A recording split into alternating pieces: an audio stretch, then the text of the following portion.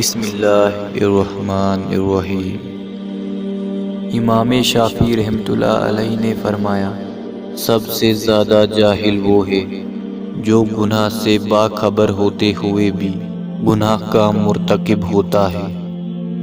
امام شافعی سے پوچھا گیا، آپ نے اللہ کو کیسے پہچانا؟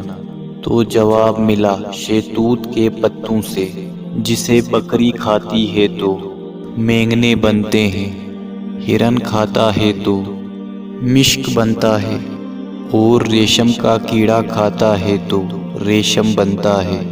کوئی تو ہے جو ایک ہی شے سے مختلف چیزیں بناتا ہے، اور وہ اللہ کے سوا کوئی نہیں ہو سکتا۔ لوگوں کی باتیں پتھروں کی طرح ہوتی ہیں، ان کو پیٹھ پر لاد لوگے تو یہ پیٹھ ٹوٹ جائے گی۔ ان کو اپنے قدموں تلے ایک برج بنا لو اور ان پر چڑھ کر بلند ہوتے جاؤ۔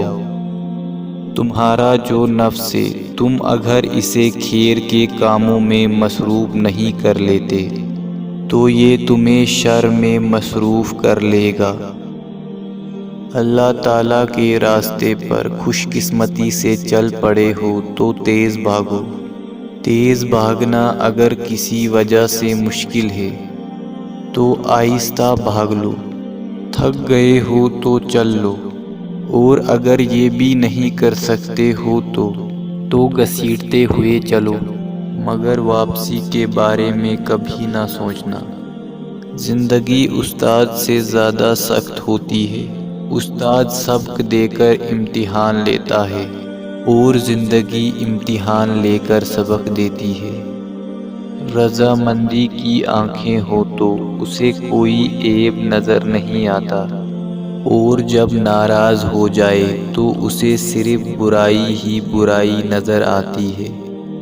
امام شافعی رحمۃ اللہ علیہ نے فرمایا، زنا وہ قرض ہے جو کرتے تو ہم ہیں، لیکن اس کی سزا ہماری اگلی نسلوں کو بھگتنی پڑے گی۔